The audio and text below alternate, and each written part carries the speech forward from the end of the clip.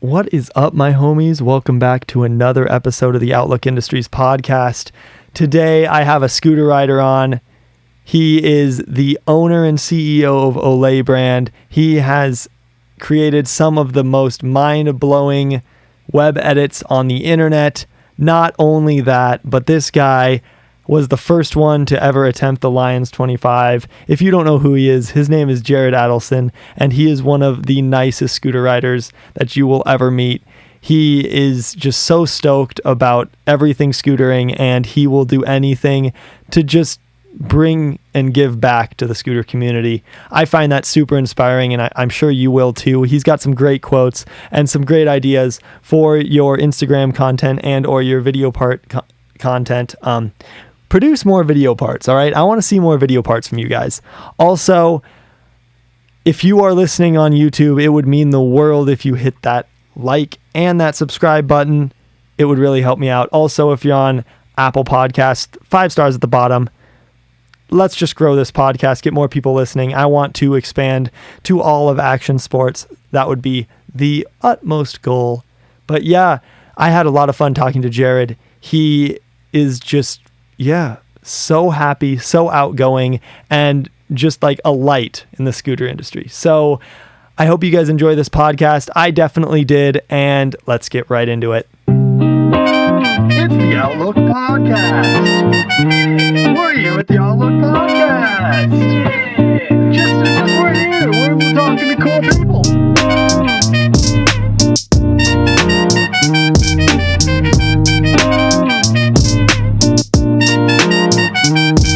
Hey guys, welcome back to the Outlook Industries podcast. It's your host, Trevor Johnson, here with another episode for you. Today we have Jared Adelson. Jared, how's it doing? I am doing fantastic, Trevor. Thanks for having me on, man. Stoked to be here. Excited to chat it up and get to have a good time tonight, man. Yeah, you do a lot behind the scenes for the scooter industry, and it's really awesome that I finally get the chance to sit down and talk to you on the podcast setting. So I'm really excited for that. Let's kind of get into who you are, where you kind of came from, where you grew up, where you are now, just the basic kind of introductory stuff. Yeah, man. Thanks for having me on, Trevor. So I'm Jared Adelson. I grew up in Massachusetts. I'm 23 now, about to be 24. Been scootering for, I think, about 11 years now, which is pretty crazy. The time goes quick. And yeah, man, just enjoying life. I started Ohlay Brand a few years ago, and it's been going amazing. It's been really exciting few years. So yeah, I'm excited to talk more. Yeah, for sure. Olay has really kind of shaped what scootering has been lately, and I think that's really cool. But before we get into all that, what did you do before scootering?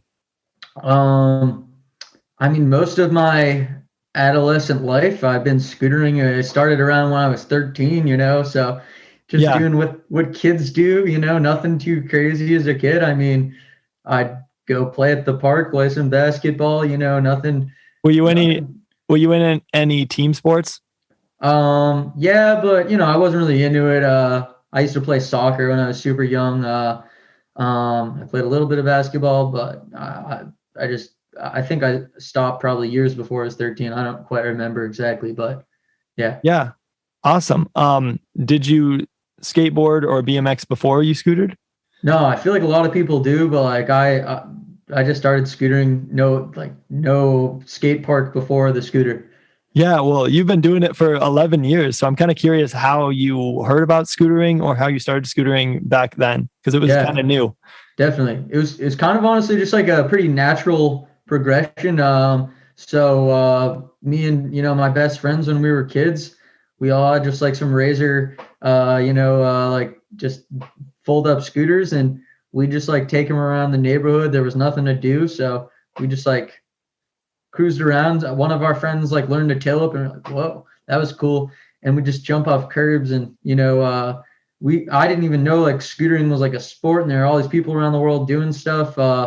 So we just cruised around the neighborhood and then kept doing it. We went to the local skate park, Peabody, which is where I grew up, and learned pretty much everything for the most part. And then, at first I really didn't think too much of it. I just cruise around with my friends. And then the more I started going to the skate park, or pretty much like after I learned to tail up or some basic tricks, it was like, whoa, I just did that. I didn't know if I could have done that. And then like, you did a double up and it's like, wow, I just did that. I didn't think that was possible for me to do. And then I just love the feeling of it and everything about it. And I just kind of never stopped since. Yeah, that's a really cool story. Where did you grow up again? I grew up in Massachusetts in a small town suburb, kind of close to Boston, Peabody. Okay, gotcha. Cool. Yeah. Was there any like videos that you watched that kind of sparked your interest? To be honest, there was very little media consumption in like the very early time. Like when I started, like, of course, the more I started riding, the more videos I watched and found things. But at first, it was just like I had no idea like all the scooter world that was out there. But so yeah, I mean, fast forward a few months or a year or some sort of time, I don't know exactly, into scootering. I found out about a lot of the local riders, which were like Georgie Lewis, Josh Brown, Dan Holm, and some of those guys. There's an awesome skate shop, Bamboozle. Shout out to Bamboozle, wish they're still around, but definitely got looked up to a lot of those guys when I started, and then from there kind of saw more videos, saw some Ryan Williams edits and Brendan Smith and even Coda back in the day. So those were some, and then the more I got into it, the more got to know all the different riders. But those were some of the first kind of people. There wasn't particularly one video that I was like, oh my goodness, Yeah, many oh my goodnesses. I think for me there was I think it was the Max Peters edit. I watched like the Max Peters edit, like probably the 2013 edit, back when I just started. That was like what got me into it. I think that's kind of cool. Also, when did like your first kind of like sponsor come around? Oof, timeline is not my thing. I get mixed up, but so I started when I was 13.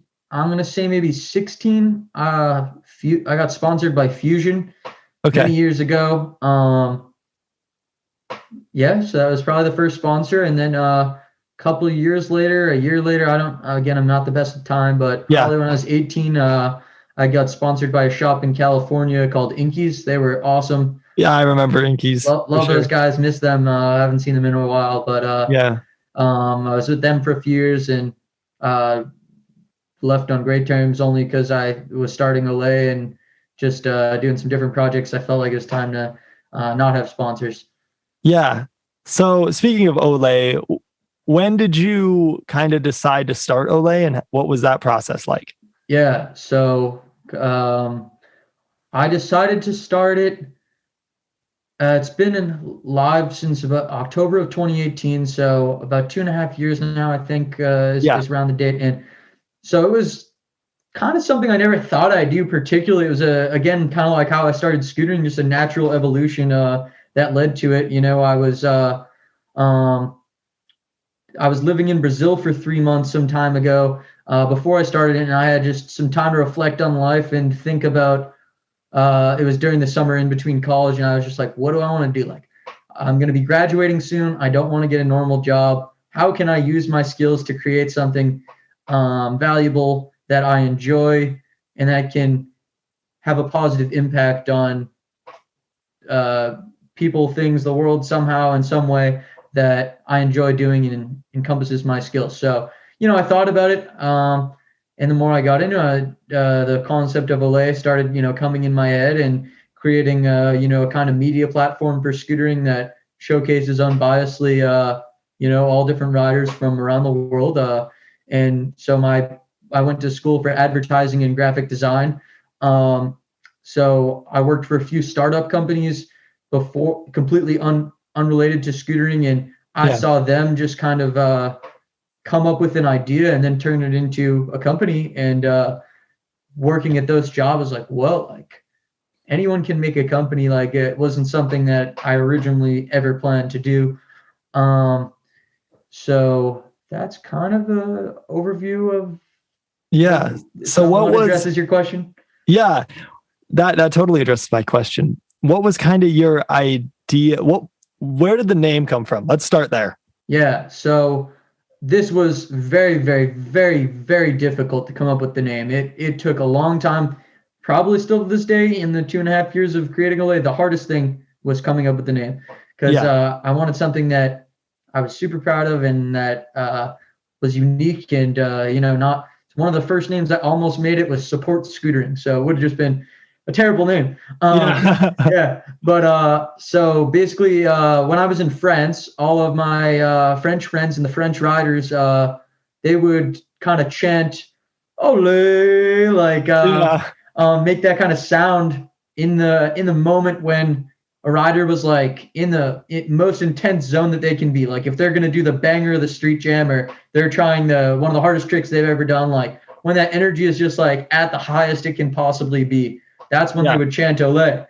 It doesn't sound like Olay, but I kind of took the sound and tried to make it a word. So that's kind of where it came from, because what I'm trying to encapsulate with Olay is like that energy when everyone in the whole skate park or the street jam, or even just a couple guys filming or one person filming themselves, that energy when they're really pushing themselves, and the energy where everyone's just like on the edge of their seat, like, oh my gosh, you gonna get this? That's the kind of energy I want to encapsulate and bring out with Olay. So it was very hard to come to that name. It was not a first shot thing. I wrote in my journal probably like 300 different names. Still have it, and that was certainly not one of the quick ones. But yes, that's a little bit about the name. Yeah, no, names are definitely definitely the hardest part when it comes to creating a company, because you usually have the idea of what you're going to do. Yeah. But it's always the name that it's like really, really hard to come up with. Sometimes I'll just have company names pop into my head and I'll have to write them down because it'll just like happen. And then I have to like try to figure out what goes with what kind of thing. I totally understand how that goes. Where do you see Olay kind of going in the next couple years here? Yeah. So things have been growing quick. It's been very, very exciting the last few years. I want to, give more opportunities to riders. That's one of my main goals, and just kind of elevate scootering as much as I can. I want to host larger events, both in person and digital. We're going to definitely do a trick of the year again this year. And ultimately, I want to give a place for riders around the world to, showcase what they're doing and the hours of energy, time, and love that they're putting into scootering.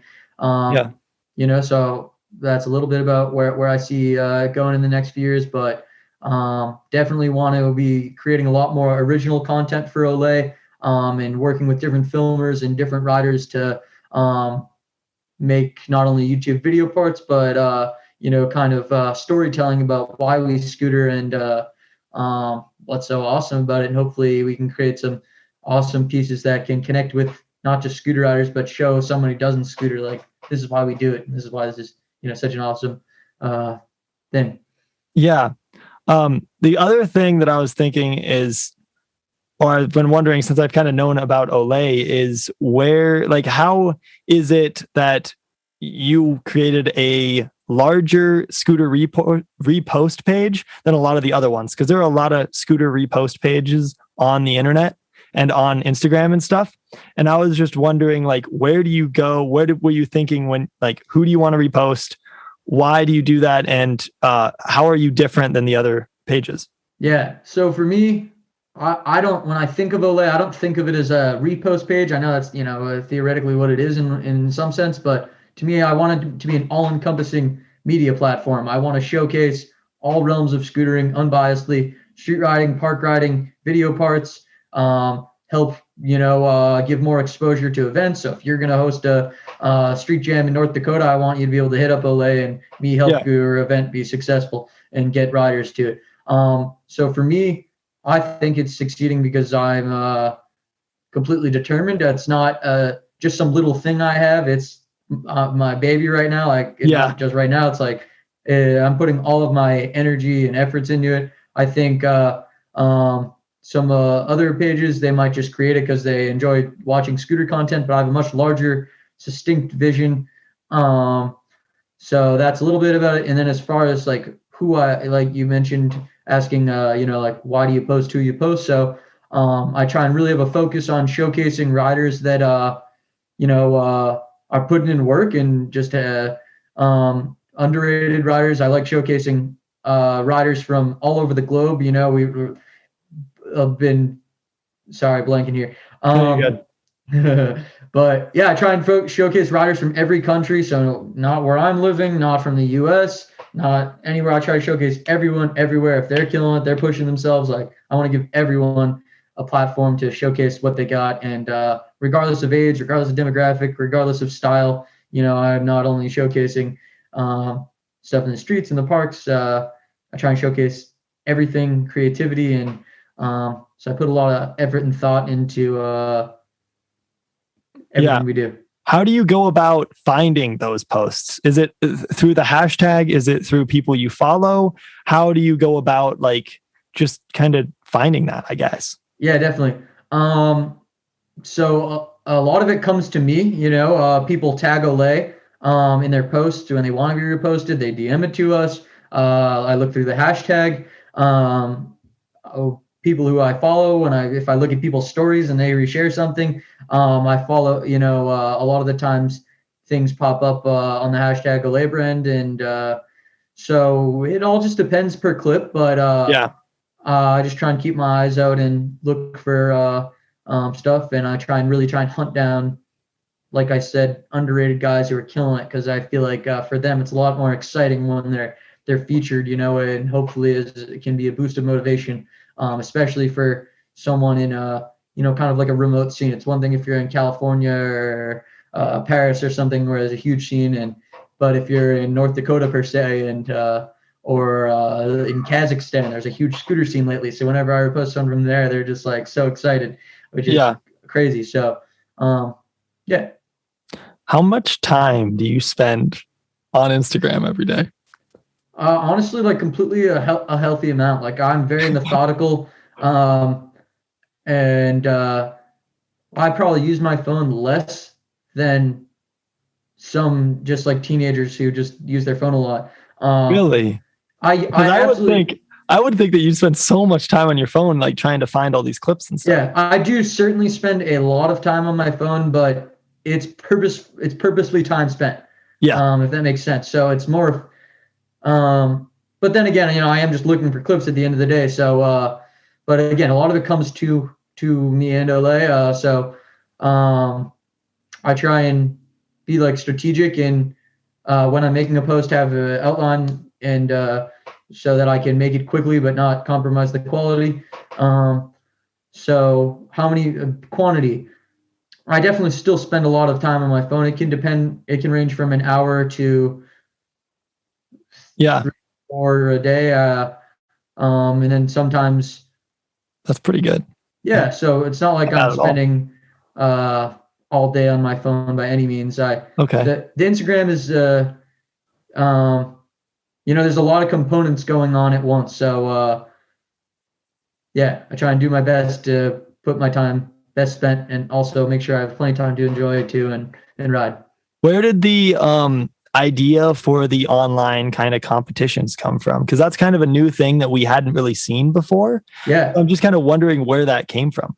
Yeah. So, well, COVID definitely, I was hosting a ton of events and ride days and jams in person.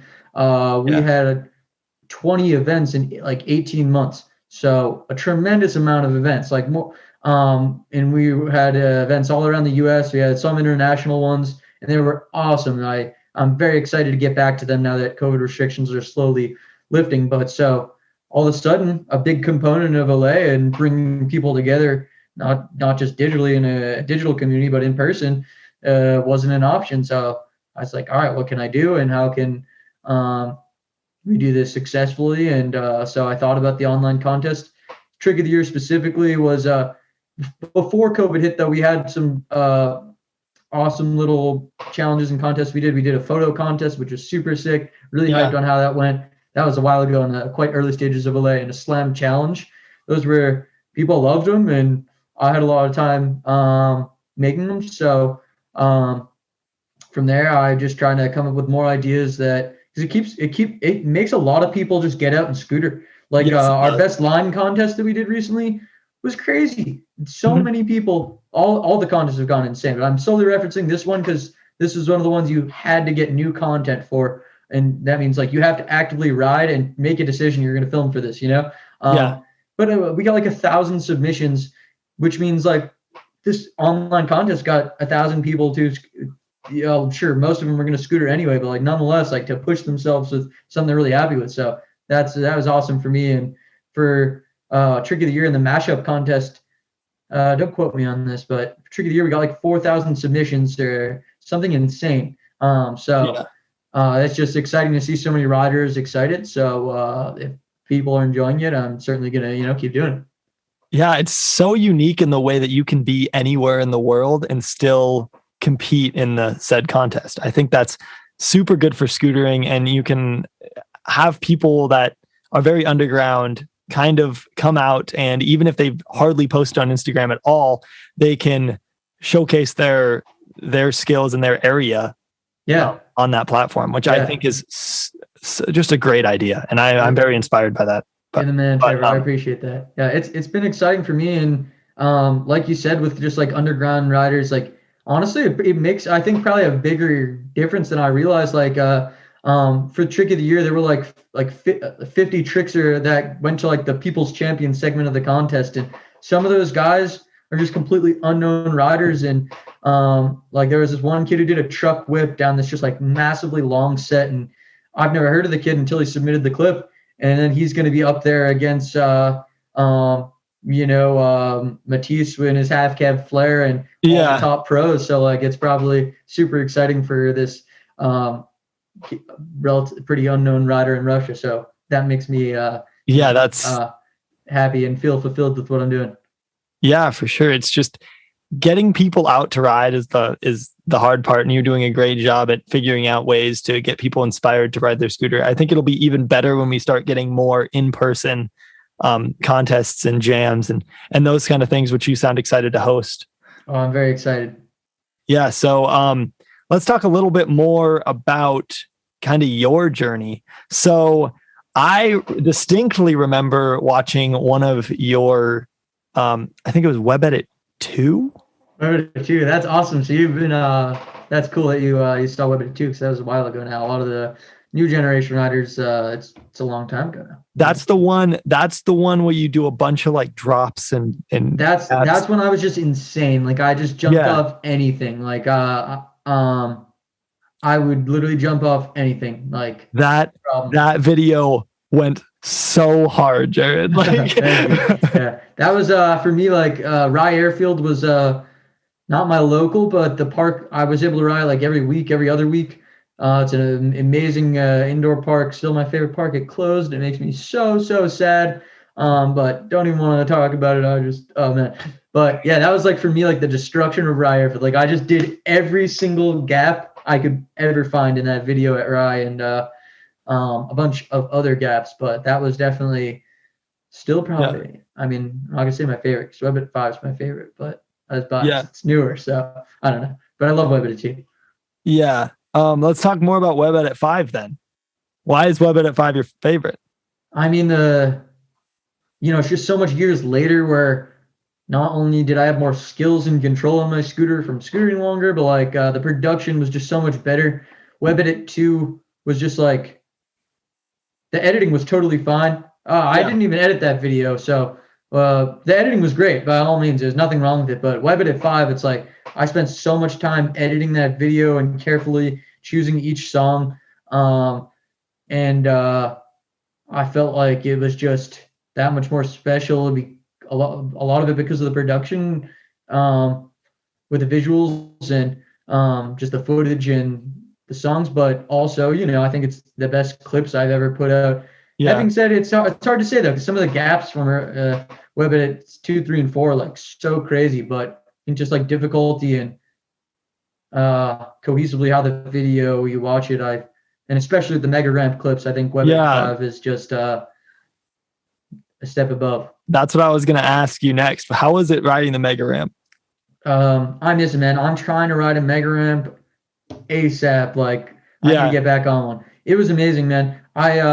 I waited for 3 years, like adamantly wanting to ride a vert ramp, like not just like passively like I want to go. Sorry, I mean mega ramp. Yeah. Not wanting to ride a mega ramp. It wasn't like I'm gonna get on the mega ramp. It was like I need to go ride the mega ramp. Like like. So finally, I got on the ramp. I'll tell the quick story. Because I know that I know like Woodward has their, because that was Woodward's ramp, right? That was Woodward's ramp, yeah. So they have like a process to like even be able to ride it, don't they? Exactly. Oh my gosh. So getting on the ramp was a brutally long process that I waited for so long. So when I finally got on, it was just like, all right, I'm putting everything I can possibly do right now, immediately, no time wasted. But so pretty much, like I said, I waited for 3 years. First time I went to Woodward, I dislocated my shoulder. It ended up being an 8-month, I had to get surgery. I dislocated it twice at Woodward, still thinking I was fine being able to ride the mega ramp. Little did I know my shoulder was going to keep popping up. So that happened. Maybe that was the second time. The first time I went to Woodward to ride the mega ramp, it rained. Couldn't ride it. That was the only, I was so like determined to ride the mega ramp. I'm going to Woodward and I didn't even care. It was mega ramp, not Woodward. Yeah. Like that was what it was in my head. Like I didn't even care to ride Woodward, which is crazy because it's Woodward. Come on. But like all I wanted to do is ride the mega ramp. And then so I dislocated my shoulder the second time. First time it rained. Third time I think was when I finally got on in limited hours. It's not like I could like train, dare I say, like it's not like I got time to get used to the ramp. I had 4 hours in my whole life that I was on that thing pretty much. Wow. Yeah. So I wanted to just keep airing higher and getting more comfortable airing, but it was like I knew my time was limited. So I was like, if you wanna, this is your time to just start throwing down. So I remember I did a quad whip on it first try, quad whip air. Yeah. And then I was like, whoa, like I just quad whip aired the mega quarter like pretty easily. So from there it's just like, all right, like let's do these tricks that I can't even do. Because on the mega quarter, your possibilities go from like here on a normal quarter pipe to like way above the camera, like infinitely possible. Because like I never did 6 whips. I did a 6 whip air. Like I've only done 5 whips, and I was able to do 6 whip like pretty easily because you have so much air time. Because you're just sitting there like not even really trying to. Yeah, and I did downhill kick bride double whip, which still I've never done, and I could not do that on a small quarter pipe or even a vert ramp. Some people can whip around their scooter, but I need more air time to whip it around. Yeah. So, yeah, I really want to get back on the mega ramp and air much higher because I know I can go a lot higher. Yeah, that ramp just seems so terrifying. Yeah. No one still touches the quarter pipe, and I just want to ride the quarter. I don't care about the jump at all. Like, I'm not very comfortable on the jump, to be honest. But I've always liked riding vert, and I want to. But the quarters, you probably. Do you even pop out at all, or you just? How is the quarter feel like compared to like another like a vert ramp even? That thing was amazing. It couldn't have been built better. Like it felt effortless. Like every time I hit the quarter, I was like, man, this thing's so good. I'm just flying, like getting so much air. But I think, don't quote me, but I'm pretty sure almost every time, like I landed pretty high up on the transition. Yeah, like I would hope to on a vert ramp, and I know everyone says this quarter is the scariest thing and people don't like hitting it, but for me, it was like hitting the jump was like, I was pretty sketchy, but once I hit the transition of the quarter, it's like, you're almost like losing speed from going up. So I just felt so much more in my element because like I'm much more comfortable on a vert ramp than I'm totally comfortable on box jumps, but the 60 foot was the one I'd hit, and the jump is just so gnarly. So it's like, you're going so fast. So once I hit the quarter pipe, I felt like I was in my zone. I don't know. Oh, nice. Okay. Gotcha. Yeah. Those, I haven't, they took it out the year that I got there, like the year like before I got there. So I never got a chance to even see it. Yeah. Let alone ride it. I'm still devastated, man. I want to ride that mega ramp, but any mega ramp, like ASAP. I since Web Edit 5, it's been 4 years now since it dropped, and I've been waiting since. Like I still want to get on mega ramp, and this particular year I've been like, I got to go to Australia and ride the Mega Ranch. Mega Ranch, yeah, public one that I know of right now that I could, if I just went, be able to ride no problem. Yeah, no, that'd be crazy. The other riding story that I want to hear from you is the Lions 25 story. Yeah. Why did you even decide to hit it in the first place? I decided because I was like, bro, I got this. Like, Yeah. So pretty much, I was in Lyon, France. I was living in Barcelona for 6 months, and I was riding with the French homies for a week or a weekend, and had zero intention of trying Lyon. I was with Warren Up. I don't know if you know Warren Up. Shout out Warren Up. He's the man. But we were just in his car, and he's like, bro, we're driving by the Lyon 25. You want to look at it? And I was like, of course we got to look at it. It's Lyon 25, but not even remotely in the sense of I'm going to jump it. It was just, let's look at it because it's Lyon. Like, I feel like I've said this multiple times because it's in the original video, but like when Lyon dropped. But I said to Warren Up in the car, if someone gave me $1,000, wouldn't even try it. Like, no chance. So I was not going to try it. But then I stood at the top of the set, and I was like, what the fuck? Like, this is Lyon. Like, I could do this. Which I didn't, and I'm still mad about it. I still want to do it, but I don't know. Nobody else has done it though, have they? A bunch of people have tried now, and people are coming close. I think that someone's got it real soon, I think. But no one's landed it still.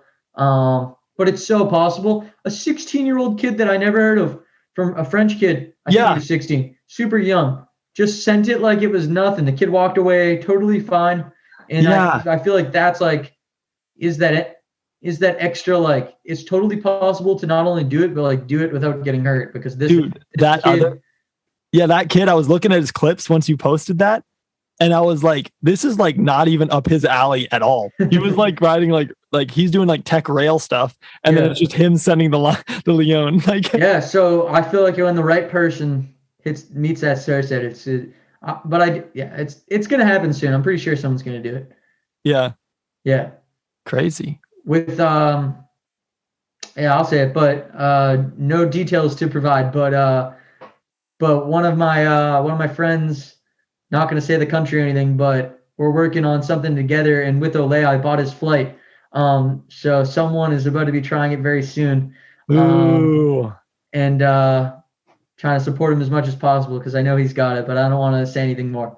I'm very excited, and that's happening in 2 weeks. He's going to be in Lyon. So no pressure on him, but I'm excited to see what happens on that trip. He thinks he's got it, and if he thinks he's got it, I think he's got it. He's the man for it. If you think he's got it, I think he's got it. So well, it's going to happen. It's one thing if I think it, but what I think doesn't matter. If the rider who is ready to do it is fully confident, and he's done some big drops, so I think it's going to happen. Oh, that's so exciting! Very exciting. You're fostering a lot of projects. But how many decks did you break trying? Specifically on Lyon? Yeah, I think it's 2, but I don't remember. Yeah, it's a heavy drop for sure. It's a heavy drop. Yeah, I still believe I can do it. It's the kind of thing. Yeah. Why did you stop again? I was literally taken by the security guard by my I was running towards the set, about to do it again. Security guard literally grabbed me. He was like, nope. And then so we had to leave. Oh, okay. So you just got kicked out. Yeah. We got kicked out, but by force. Yeah. But literally kicked out. Yeah. Because I told the guy, I was like, all right, we're gonna leave.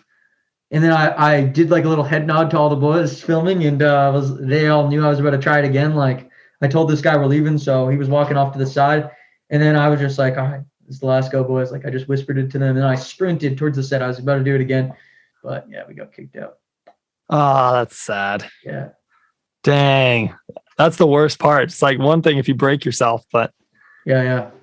But no, I'm kind of curious what you plan with like all the events and stuff you're going to be doing with Olay. I know you have a bunch of plans as far as videos and whatnot that you want to do in the future. Is there any ideas that you're willing to talk about on here? About videos and events? Yeah, videos and events. Yeah. So just on a pretty general note, I guess trick of the year for sure is going to be a yearly staple. Every year we're going to do it. Okay. I want to hopefully up the cash prizes if possible. I don't know about this year. I'm gonna try, but I don't know if I'll be able to pull it off this year. But Yeah. next year I'm trying to go big on trick of the year and make it like really, really, really crazy. So I think Sweet. next year there's no reason that can't happen because Olay is going to be one more year. It's going to be a lot of growth, and I think a lot more potential value to hopefully any sponsors, and maybe we can get a big company like Red Bull finally involved, and I think could be a great entry point for them. That would be crazy. Yeah. Yes, so that's the goal for this year. Honestly, I'm gonna shoot for it, but Yeah. if not next year at the very least, I'm trying to raise the bar with trick of the year heavy. And I think the bar is already really high. So Yeah, it is.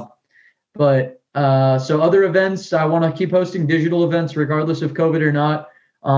Maybe not in as such significant frequency as this year because we've had a lot of digital events this year, but I want to at least host multiple. I do have something really awesome in the works that I'm not going to talk about right now, Okay. but very excited for it. I've been wanting to do it for a long time. Yeah. Hopefully in a few months. That's going to be a digital event, but different than the other ones significantly. Not going to say anything more, but it'll be really awesome. And then for in-person stuff, basically, so we've hosted, we've been calling them ride days, but more or less they're like street jams in the skate park. It's like we get everyone riding this bowl, we get everyone riding the rail, we get everyone riding the box jump, etc. Something like that. Completely like free flow, like maintaining like the raw essence of scootering.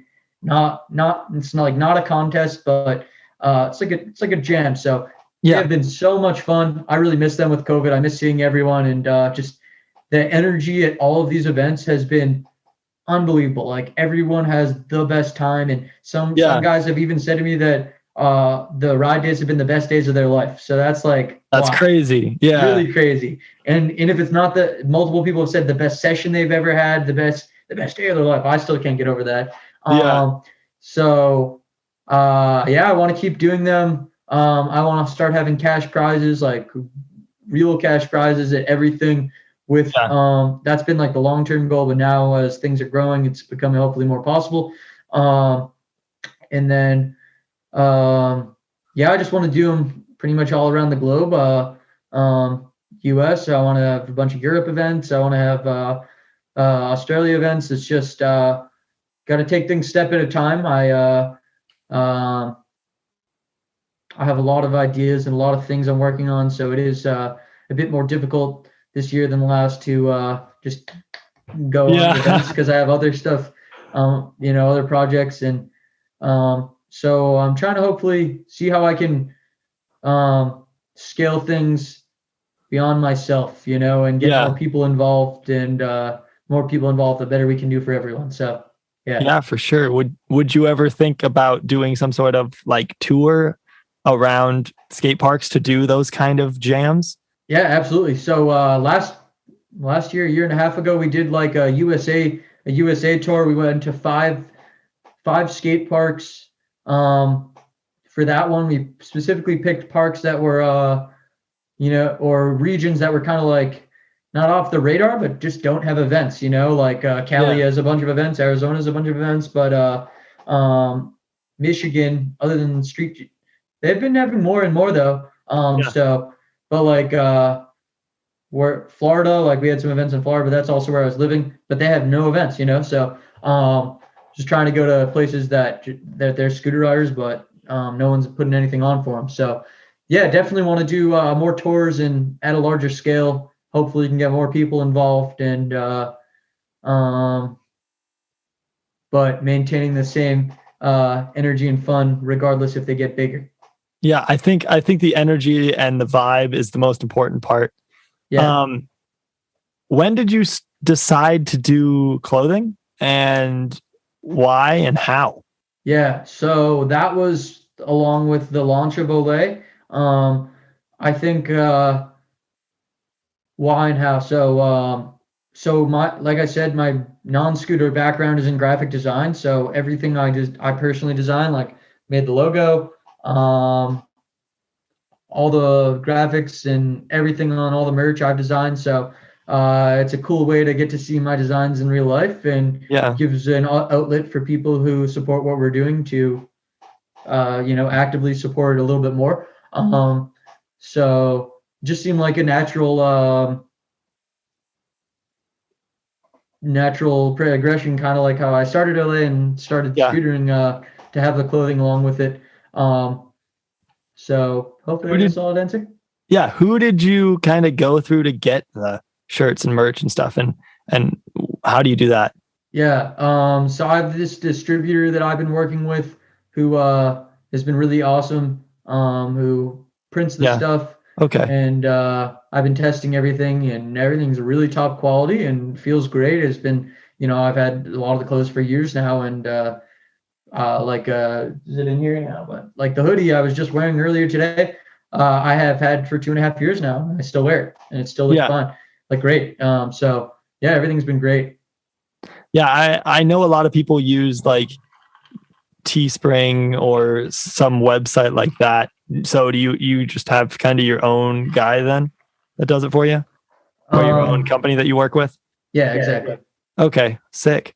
Because I've been thinking about possibly doing some stuff for Outlook, and I was wondering just kind of how you went about doing it for Olay. Yeah, well, I'm happy to try and help you out with that. Yeah. Anytime, just shoot me a call after the podcast or something. Yeah. And for sure. And for any of you guys who don't know Jared, he's probably one of the most helpful and understanding people in scootering. So if you need it, if you have any questions, make sure to talk to Jared because he will definitely help you out and just is one of the nicest guys. So you're the man. Yeah. Sure. Yeah, of course, man. I've only heard great things from everybody that knows you. So I'm glad that we could get you on for sure. Also, as far as scootering is concerned, let's talk a little bit more about what is your favorite video part and who is your favorite rider? Honestly, both tough questions. Like very, yes. And especially nowadays, like I feel like when I was younger, I would have had more concrete answers, but now, oh man, I'm gonna struggle to give you an answer. Like there's so many good riders and so many great video parts. Like my favorite video part is the Brendan Smith video. Like when I was younger, I could just watch the thing on repeat. Like it's just still mind blowing to me that I don't know how many years later it is, but at least 5, it might be 7, like several years later. And not only does that standard of riding like still hold today, like it would be one of the best park videos this year if it was dropped this year. And it was 5 or 7 years ago. But not just that, it's like I was always inspired and loved that he just wasted 0 seconds of that video. I tried to take after that with Web Edit 5 is literally just 100% of video was like every trick was there for a reason. Every trick was insane. And it was like the number of like tricks that you would just never think of or see anyone do. He could do it, and he could do everything. Like he would do 540 down whips out of ledges, and then he'd do the craziest flare combos, like a flare cannonball, if I'm not mistaken, 360 cannonballs. He'd do the hand plant stuff to fakies, 360 flips over. He could do everything and anything. So I always love that video. So that's probably my favorite all time. But nowadays, I'm going to comment on that. That's what I noticed about your edits. Almost all of them is that almost every trick was like no time wasted, complete bangers. So I totally understand where you're getting that from. Cool. That's awesome. Jake is insane. Definitely one of my favorite riders as well. So I like that answer. Yeah. And yeah, no. So that's awesome that you saw that from the web edits because that was the goal, especially the years ago when I was making them almost every year. Like that was the goal. That's still the goal. I'm working on web edit 6 slowly but surely. It's been exciting. I've been riding hard these the last couple months particularly. I've really been pushing myself. It's been a lot of fun. Yeah, when do you expect that to come out? Oh, I have no idea. I'm taking my sweet time. I haven't been, especially with COVID, I haven't been traveling that much. Although it looks like it's going to be an exciting summer. But I've been like destroying my local park. It's like a new local, so there's never been any footage released from there. But I've been just like getting some really sick clips there, and every time I've been going relatively around North Carolina, I've been getting a lot of like super solid clips. But it's really hard to up web at 5. Like every trick that's in there, like people always mention that like I'm always freaking out in the videos and I have the crazy reactions and stuff, but it's because every single clip I put in the video is like, those are my best stuff I can do. It's like those are the clips that I think about and I'm like picture. Like today, funny enough, I did this trick that I've been wanting to do for like 6 months. Not that I'm getting a web edit clip every day. It's like 1 or 2 a month. It seems like it's been, but lately it's been a lot more, honestly. Yeah. But yeah, so those, I don't know what I'm saying, but I get excited when I finally get web edit clips, because I mean I could film 10 Insta clips before one web edit clip. So yeah, no, I keep seeing on your Instagram that you're like, oh, just stacked another web edit clip. And I'm like, yes, Jared. yeah. But it's really tough because I feel like to up web edit 5, I have to travel the world to film web edit 6. If that makes any sense. Like, yeah. And Olay is my priority most definitely, but I feel like I kept saying that and it was decreasing me scootering as hard. So now I'm upping my. I've still been riding, like not like all the time. Like I've been to the skate park almost every day this past a couple months. But yeah. So pretty much like for the last like year, I'd say minus like the last 2-3 months, I've been riding all the time, but not pushing myself like I used to. Like I'd get a banger every couple months, but now I'm upping it again. Yeah. And so it's been exciting. What's the scene in your local area like? Yeah, unfortunately, it is tremendously small. I love where I live. I'm in Asheville, North Carolina. It's a beautiful mountain town. I'm surrounded by waterfalls, and for me, by far the most beautiful mountains on the East Coast in the U.S. But the scooter scene is not good. There's like 5 riders around max, and that's not even 5, like less than that. So pretty much, I love it here, but I really want to be in a proper scooter scene again, because I think it would be awesome for me personally, it'd be awesome for Olay, but just be great to have a bunch of homies around to ride with. It would push me, and I miss it. So I'm really trying to get out to more scenes and just hang out and ride. And but so didn't get to the point. I talked too long, but so like in like a year and a half, I'm trying to move to Cali. Not permanently, but for a little bit at least. Okay, cool. Just to foster Olay, or what's your point in moving to Cali? So my girlfriend Shannon is a travel nurse, she's a nurse basically. We're in Asheville right now. She has a 2-year contract at the hospital, and then in about a year and a half from now, she can become a travel nurse. So what that means is like she can work 3 to 6 months in one place. Then we get all the time off. So we'll just go to Cali because I'm free. And it would just be nice to be there. And I think a lot of fun to be there for the scooter world, get the beaches around, get the mountains. And I'll have so many friends as soon as I move. So it'd just be a lot of fun and just good to switch it up. I like traveling and I miss going new places. So. Yeah, your life revolves around scootering, it sounds like. But when you're not thinking or doing something related to scootering, what are you doing?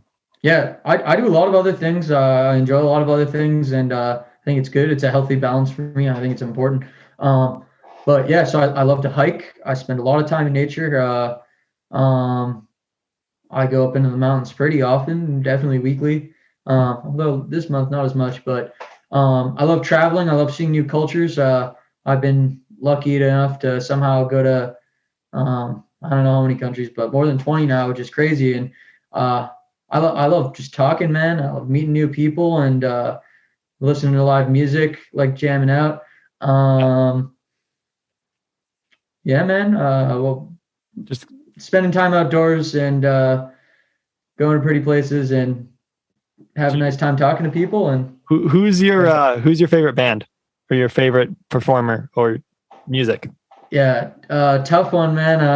I wouldn't say I have a favorite. I mean, there's definitely like different bands over the course of my life that I have like a phase with, if that makes sense. So tough one. I listen to like a large spectrum of music. It's like not like just like one style. I kind of listen to like everything but country almost. Yeah. What right now do you find yourself listening to? Like lately?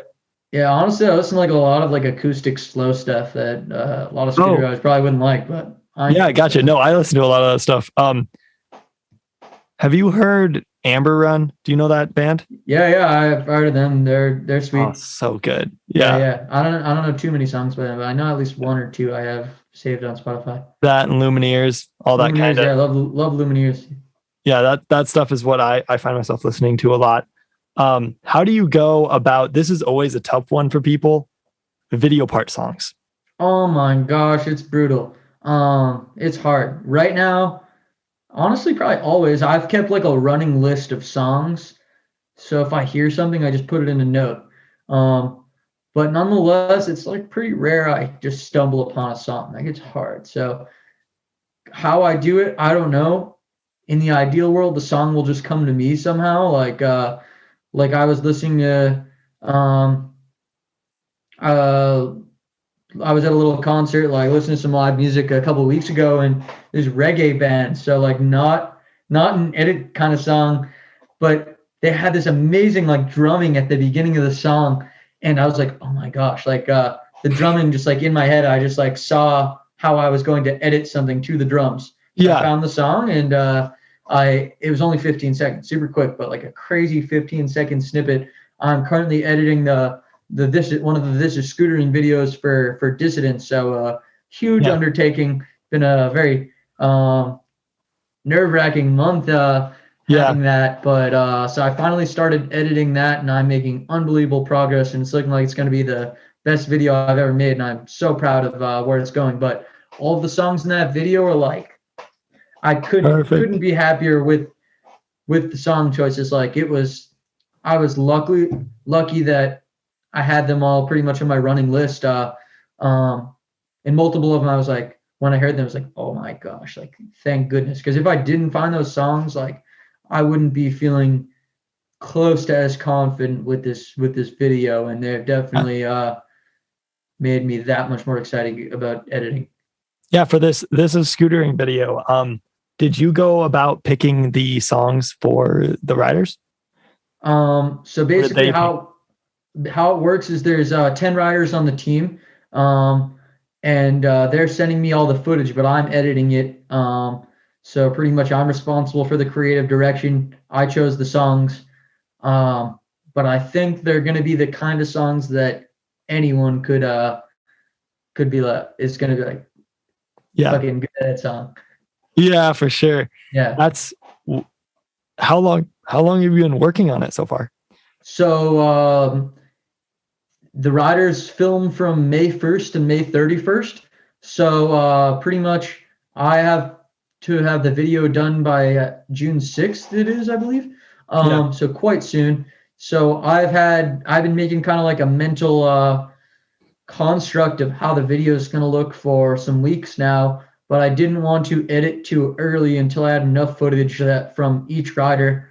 So I just started probably 3 or 4 days ago, and I've spent a tremendous amount of time like perfecting every second of the video.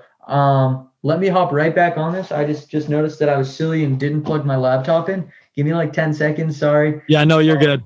I hope my charger is not in here, so I'll be right back. Yeah, no, you're perfectly good. Run off. Yeah, you got it. Yeah, no, guys. Jared has been doing so much for the scootering industry, and it's just great that he's able to come and talk with us. Yeah, thank you guys for listening as well. If you're on here, it's great to have you guys just listening, and there's been a lot of support for this lately. So I'm glad that we're getting this off the ground and catching some traction, and 100 episodes will happen quick. Yeah. I was just talking a little bit to myself. No worries. Well, you're good. Yeah, sorry about that. So should I just pick up? Yes, keep picking up. Yep, you're good to go. So with This Is Scootering, I do forget exactly where I left off, but yeah, so the 10 riders submitted the footage. How long I've been working on the video? I've been working on it for 3 or 4 days, but not just like 3 or 4 days. Like I have set aside these 10 days to get everything done with Olay. That of course is still small stuff that I have to do, but like so that my whole day and night I can just work on these videos, because it's a pretty big undertaking. There's only 4 people in the world editing these videos, and I'm of the 4 not particularly known to be like a scootering filmmaker by no means. But it works in my favor because I'm not the best filmer, but I believe at least I'm a great editor. I've edited a lot of videos and things now, so this is definitely looking like it's going to be my my favorite or best thing I've ever edited. So I'm super duper excited to show everyone, and I've spent a lot of time making all the titles for the video and doing the intro, and it's been crazy. I spent like I think it was 6 hours editing the first 40 seconds of the video. That's how it goes. Yep. Yeah, and I think another 6 hours to get to 2 minutes. And after that, it's been a lot easier because the first 2 minutes were really particular on how I wanted the video to flow, and there's a lot of changing of the songs in the edit because I really think when you change the dynamic of the video, it keeps things exciting and engaging the whole time through. Yeah. So that's a little bit of it. So let's talk a little bit more about editing, because obviously you like editing quite a bit. What program do you use? And how do you go about like color grading or like white balancing, and like what do you think about when you first start out a video? Okay. So I use Premiere Pro. For me, by far the best editing software. I edit probably a little bit differently than some people it depends in which sense, but so like with my graphic design background and being kind of more primarily a graphic designer than an editor, but honestly probably 50-50 at this point. So I like to make my titles or something in a different program. I usually do it in InDesign or Illustrator and then import everything into Premiere Pro, which was a long process with This Is Scootering because there's like 11 titles total in the video, 10 for the rider and then one for like This Is Scootering. Yeah. So that completely didn't answer the question, but just going to address something not particularly your question, but so before Olay and such, like I did some freelance work, and like I said, I worked at different startups, so a lot of my job was editing videos for these companies. So when I did it for them, these videos were like broken down frame by frame, especially because some of the videos I made were like explainer videos that isn't like super engaging stuff like scooter clips, so I had to basically pair visuals with I don't want to get people lost here, so I'll try and get quick on this, but basically like with scootering, you have footage, you have physical footage. Like, so I had to learn to animate a bit to be able to make a moving video with no actual footage.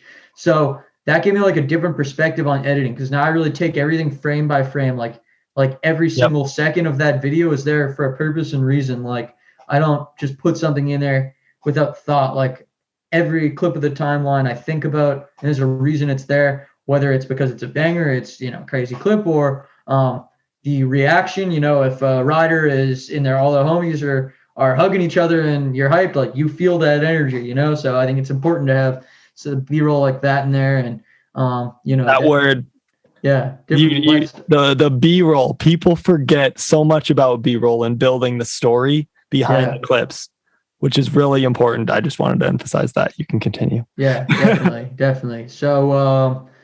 So basically, like those jobs I had outside of scootering really made me so much a better editor, because the more time you spend editing things, the better you get. So I would try all these different things that I could apply to scooter videos, and then but long story short, when I start a project, it's always concept for me. I don't just get straight into it.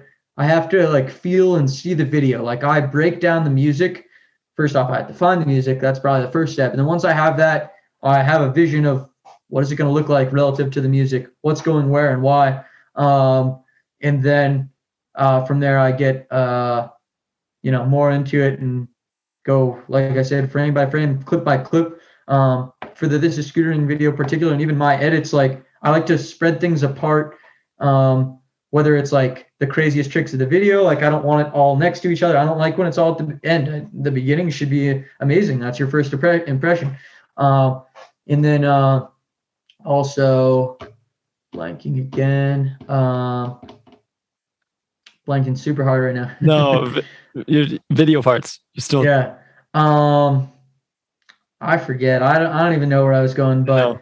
yeah. Long story short, I try and break it down really clearly and have a concept. I don't just dump all the footage in the timeline. Like this clip, one clip goes here for a reason. And basically, I think what I was trying to get at before when I blanked is that I like to showcase a well-rounded video. So it's like if all the box jump clips are next to each other, let's say that there's a bunch of box jump clips. Like, why would you do that if you can put your box jump clip here, your rail here, your a ledge clip, and then try and mix it up as much as possible so it's a diverse video throughout rather than bunching things together. Yes. I think that's very good advice. I have a question for you as far as Instagram goes. Yep. Do you think it's more worthwhile to post clips that are like singles that loop, or do you think it's more worthwhile to edit a 45-second long or minute long video with 5 or 6 clips and then put music behind it and do that thing? What do you think is more worthwhile and why? Yeah.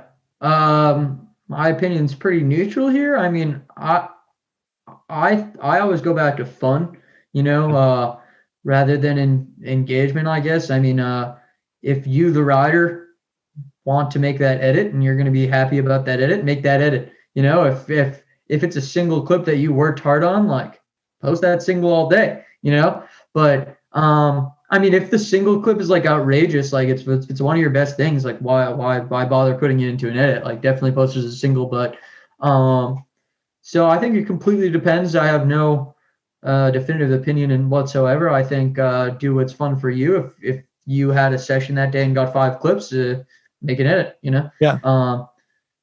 Yeah. I think that post what you will be proud of. What you said there. That's a great quote. I really like how you put that because I think it is important. What a lot of people won't realize is that nobody watches your clips more than you do. So you have to post things that you're proud of, that you want to watch, and then other people will come. You don't want to post things based on engagement. The reason I came up with that question is I was talking to Will Judy the other day, and he was talking about how he would post his singles that looped instead of putting them in an edit because followers and Instagram is only based on kind of quantity of posts. So he would rather post his 5 clips individually than post them all in one edit, which I also found is a good advice. Yeah. So logistically, that's his answer is better than mine. Yeah. No. So I was just wondering, as Olay, and you see a lot of people's clips and stuff, just kind of what your opinion was on that. And I like how you put it for sure. Yeah. So I guess, with Olay, I like to post a mixture. Like I said, I try and showcase everything. So, and I also think that the energy kind of radiates, if you're feeling that, if that's a single you're proud of, like it's probably going to show in the single, but if you're just feeling the edit, it's going to feel better to the viewer, because you're, Yeah, for sure. I have a couple more questions before we end. The first one is, where do you see yourself in 10 years? 10 years. It's a tough one. I see myself still working on Olay. I see it being tremendously larger, and hopefully I can have by that point employed many scooter riders and help take the sport to a new level and be able to have given riders an opportunity to just ride and hopefully make a living and further pursue what they do, and to be able to elevate the get bigger brands involved with scootering like Red Bull and Vans who can help take the sport to the next level. That was a little bit of Olay, not as much me, so I don't know if that's a great answer, but with me, hope I see myself hopefully just being able to enjoy still riding and hopefully still loving what I'm doing and traveling, still spending time in nature, still scootering. So, yeah. Do you have any places that you think you're going to end up living? Probably, hopefully Europe, maybe Spain, but I'm Yeah. biased because I already lived there a little bit. But I mean, I'm biased and I've been a lot of other places, and Spain's still my favorite. So, Oh, okay. yeah, yeah. So probably somewhere in Europe, but I don't. 10 years is a while, so maybe by then I'll have a more permanent home. But for the near future, at the very least, I'd see myself being relatively nomadic, not Yeah. like fully nomadic, but not definitely like not. I love where I am here, other than the fact there's no scooter scene, but I don't plan Yeah. on staying here for the long term. But I'm enjoying my time to the fullest now. So yeah. Yeah, that's cool that you get to travel around, see the whole country and try to figure out where you kind of want to settle down in the future. I think that's really smart. Also, I don't know anything about your girlfriend. So where did you kind of meet her? And this is kind of a tangent, but Yeah. I'm sure I want to know, so I'm sure other people want to know. Yeah, you're good. So yeah, just kind of talk so about how you guys met. And Yeah, so Shannon is the best. Love her so much. I'm very lucky to have her. We both went to school in Tampa, so in Florida. That's where I went to college. Met her at school. We've been together for more than 2 years now. 2 years and a couple months. I'm not sure exactly how many, but